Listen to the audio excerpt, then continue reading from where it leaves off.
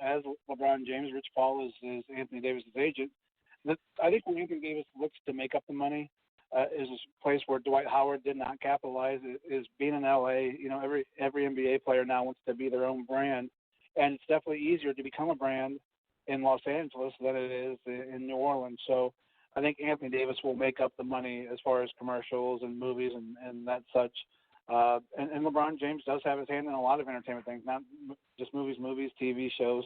So Anthony Davis will definitely make up that money, but he realized, I think he was at a place where A, he wasn't going to win, and B, he was not going to get any extra exposure, being stuck in New Orleans, where it's a nice town and a fun place to go, but if you're trying to build a brand, New Orleans really isn't the place to do it. So I think Anthony Davis looked at the overall picture, and when he consulted with his team, who is also LeBron James' team, they decided that's the place he was going to force his way to. So if Zion turns out to be the guy that a lot of people think that he will be, that's why he was drafted number 1 overall. Is he going to be in that mix of the next Pelican to head out west in the next few years? I think he'll be a guy who's in the mix to head to New York. That's where I believe he wanted to be, was in New York City. He's already built a pretty good team around him as well, and that's the problem when you all are a smaller market team. Is exposure for guys who are trying to become big stars. And Zion's definitely trying to become a big star, a big marketable guy. And New Orleans, I don't think is really going to be the place for that. So, yeah, I think they're going to have the same problem in 5 years with Zion Williamson that they had with Anthony Davis. So I'm glad that the Golden State Warriors won. And I shouldn't be glad that a team from Canada won. Nothing against Canada. But are we glad that the Warriors dynasty appears to be over? Well, it appears to be over, at least for the immediate future, because no Kevin Durant this year, probably, and no Klay Thompson. It's going to be pretty difficult because they're also a team that's in salary cap hell. If they look to sign Kevin Durant and Klay Thompson again and not be able to play them this year, it's going to be some slim pickings in Golden State, and we'll get to see if Steph can carry the team by himself. I think it'll be have to be very James Harden-like in Golden State this year, and will that wear Steph out? Or is Golden State just going to realize the position they're in this year, call it a rebuild year, and try to move on? I mean, let's be honest, their bench is very thin there because of all the money they pay their stars. So it's going to be a tough year for Golden State. I don't think it's good for the end of any dynasty because it's always good to have a villain in basketball or in any sport. We've got the Patriots in football.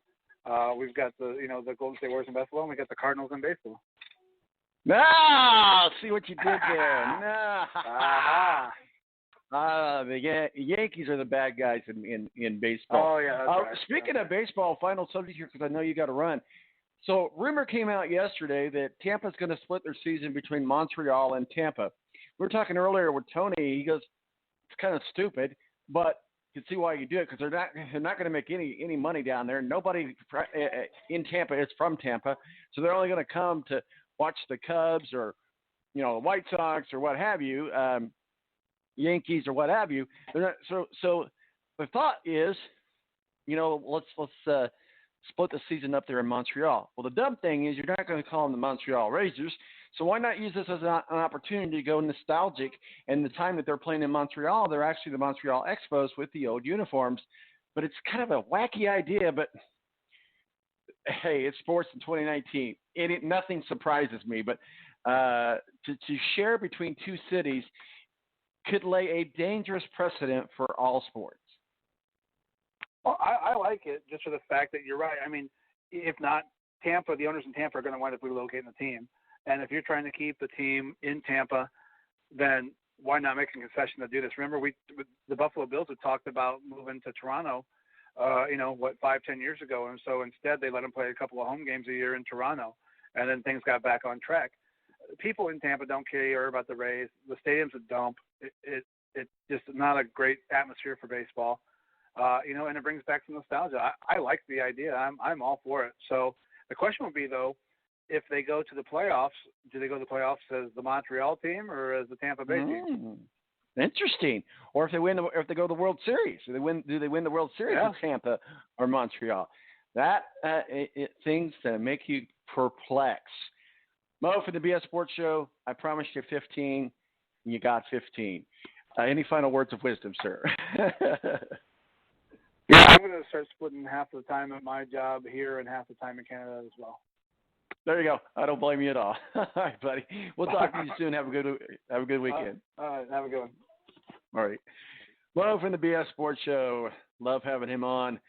He's quite the regular part of the Balance team, has been for a long time.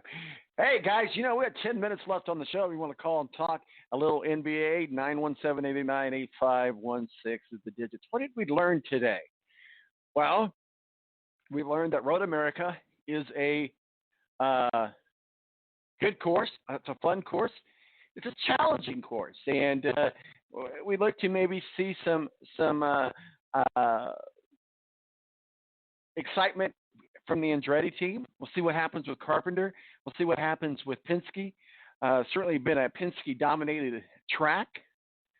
Matthew Embry of WSBT up in South Bend also talked a little bit about the U.S. Senior Open happening on up there in Notre Dame country as well. We also learned about NASCAR and the Sonoma Carousel. For the first time, that's being opened up for NASCAR drivers. And no driver on the field has ever ran the full Sonoma course, if you will. We also learned Zion Williams going to the Pelicans. Tony Donahue of the Tony D podcast joined us for an hour. Appreciate his time. Certainly download his podcast. It's well worth the listen, and it's a quick listen and good stuff. Good stuff. So yeah, check it out. So we talked, and we for the most part talked NBA draft today. I mean, because it just happened. We named our show Zion Comes. Here comes Zion. Today's show. So we talked about Romeo, and maybe he's made the right move to the Pacers and teamed up with the kid from Purdue, Carson. And so we also learned that, well, apparently if you're LeBron James, you can do whatever you want, and nobody's going to say anything to you about it. We learned that Tampa Bay and Montreal have something in common. So, hey, this is what we do. We guide you through the crazy, wacky world of sports. So, I'm really happy. So a lot of people don't know this. The Balance Studio is located in my plush mansion on the high atop the plush mansion of the west side of Indianapolis. So I got a new puppy. I have a dog. I've had a dog for a long time now, but my other dog died a year ago. So it got me a new puppy this week, a beagle puppy, full of energy, barks all the time. So I was just like, please do Daddy a favor. And so she's been such a good girl. So a shout out to Penny Sue, the newest member of the pack here at the Balance Studios. We got Mackenzie and we got Penny Sue. That's right. 917-898-8516 is our digits. You can follow us on the Twitter world at T-Balance. Follow us on Facebook. Just go to Facebook and hit the Balance. Type that in. What are your thoughts about Zion going first overall? I think it's exactly what we thought was going to happen. I think that a lot of people are scratching their heads with what the Pacers did. And clearly, they are drafting for the future because we don't know what's going to happen with the unknowns. The Hawks, did a good trade with the Pelicans. We talked a little bit about Anthony Davis going to the Lakers. Kind of a shifty move there with LeBron James and him promising him a co-star spot on Space Jam 2, which I'll probably watch it too. It'll be a hit. It'll make millions of dollars. and so will Anthony Davis, and so will LeBron James. But one could say there was a little bit of manipulation going on there by LeBron saying, come on over here to LA, make a little less from the Lakers, make a lot from Space Jam 2. I guess they didn't do anything that broke the rules. But it could be LeBron James, it could be anybody. We talked about this with Michael Jordan when he was in his heyday. I don't know. It's like we put them on a God status. It's like they can do no wrong. And it just seems like, and I get it. I get it. They're allowed to build their brand. And, I shame no one for making money, but it just seems like at least tell everybody, hey, this is what we're doing. I worked out a deal with the Lakers. I didn't do anything wrong. And so he's able to make the money that he wants to make in LA. I think fans would appreciate that much more than, oh, I'm going to the Lakers and I'm going to take less money because I want the Lakers to be able to have money to get other people. And I'm doing it out of the goodness of my heart. So, bullcrap. I call bullcrap on that. And that's okay. You could do what you want. It's your money to make. Go make it. I don't fault you for that. But at least just be honest with people. Just say, hey, here's what's going on. We worked out a deal with the Lakers, and we're gonna go forward with that. We didn't get into a lot of the draft scenarios and the draft grades.